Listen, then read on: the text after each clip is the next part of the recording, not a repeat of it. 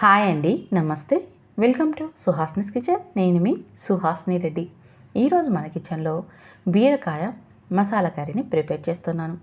ఎప్పుడు బీరకాయ కర్రీ చేసినా టేస్టీగా రావాలంటే ఈ మసాలాని యాడ్ చేసుకున్నామంటే చాలండి, బీరకాయ కర్రీ అనేది చాలా రుచిగా వచ్చేస్తుంది. రైస్లోకైనా, రోటీలోకైనా, సైడ్ డిష్కైనా చాలా అంటే చాలా బాగుంటుంది. బీరకాయని ఇష్టపడని వారు కూడా ఇలా చేసి ఇచ్చామంటే మొత్తం తినేస్తారు, అంత టేస్టీగా ఉంటుంది. ఒక్కసారి తప్పకుండా ట్రై చేయండి. ఇందుకోసం స్టవ్ మీద ఒక కడాయి పెట్టుకొని అందులోకి కొద్దిగా ఆయిల్ వేసుకోవాలి.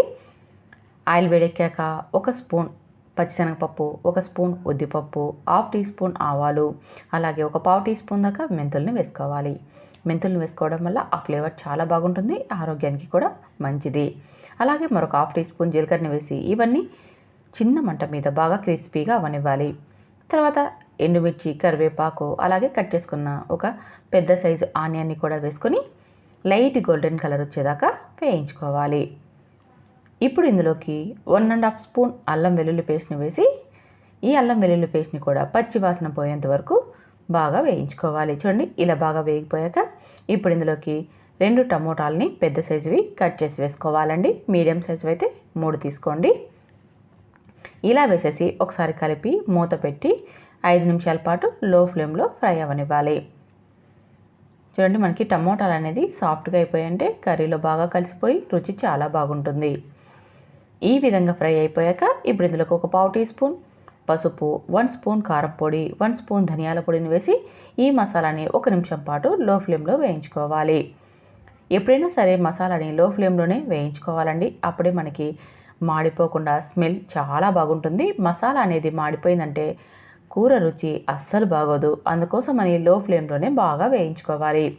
ఇలా మసాలా వేగిపోయాక ఇప్పుడు ఇందులోకి బీరకాయల్ని చెక్కు తీసి ముక్కలుగా కట్ చేసి వేసుకోవాలి. బీరకాయలని కట్ చేసేటప్పుడు చేదు ఉన్నాయో లేదో చెక్ చేసుకోవాలి. ఇక్కడ నీకు 1/4 కిలో బీరకాయలకి చూపిస్తున్నానండి. ఇలా ముక్కల్ని వేసేసి ఒకసారి కలిపి మూత పెట్టి 5 నిమిషాల పాటు లో ఫ్లేమ్లో మగ్గనివ్వాలి. ఇవి మగ్గేలోపు ఒక మిక్సీ బౌల్ తీసుకొని అందులోకి 3 ఇంచుల కొబ్బరిని, 1 స్పూన్ గసాలు, 2 ఇలాచీని వేసి వాటర్ని యాడ్ చేసి మెత్తని పేస్ట్ లాగా గ్రైండ్ చేసుకోవాలి. చూడండి, ఈలోపు మనకి బీరకాయ ముక్కలు అనేది సాఫ్ట్గా అయిపోయి ఉంటాయి.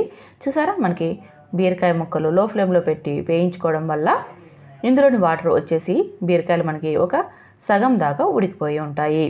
ఇప్పుడు ఇందులోకి మనం గ్రైండ్ చేసి పెట్టుకున్న ఈ కొబ్బరి పేస్ట్ని కూడా వేసేసుకోవాలి. అలాగే మరొక టీ గ్లాస్ వాటర్ని యాడ్ చేసుకోవాలి.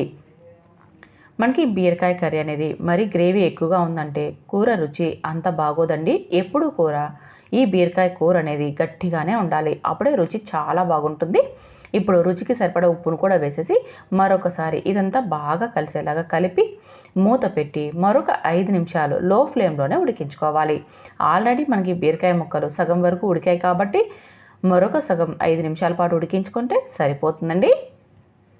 చూసారుగా, 5 నిమిషాలకి మనకి కూర కూడా దగ్గర పడింది. ఇప్పుడు ఉప్పు సరిపడా అయిందా లేదా ఒకసారి బీరకాయ ముక్కలు కూడా పర్ఫెక్ట్గా ఉడికాయ లేదా చెక్ చేసుకోవాలి. ఒకవేళ బీరకాయ ముక్కలు ఇంకాస్త ఉడకాలి అని అనిపిస్తే మరొకసారి మూత పెట్టి మరొక 2 నిమిషాలు ఉడికించుకోండి.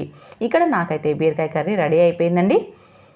ఇప్పుడు పైన కొత్తిమీరని చల్లేసి ఒకసారి బాగా కలిపేసి సర్వ్ చేసుకోవడమే. రైస్లోకైనా, రోటీలోకైనా చాలా అంటే చాలా బాగుంటుందండి. ఇందులోకి మనం కొబ్బరి గసాలను పేస్ట్ చేసి వేసుకున్నాం కదండి, ఆ ఫ్లేవర్ చాలా బాగుంటుంది. రుచి చెప్పలేనండి. ఒక్కసారి ట్రై చేసి తిని చూడండి. నచ్చితే మాత్రం లైక్ చేయండి, షేర్ చేయండి. ఇలాంటి టేస్టీ వంటకాల కోసం సుహాస్నిస్ కిచెన్ని సబ్స్క్రైబ్ చేసుకోవడం అస్సలు మర్చిపోకండి. Thank you for watching.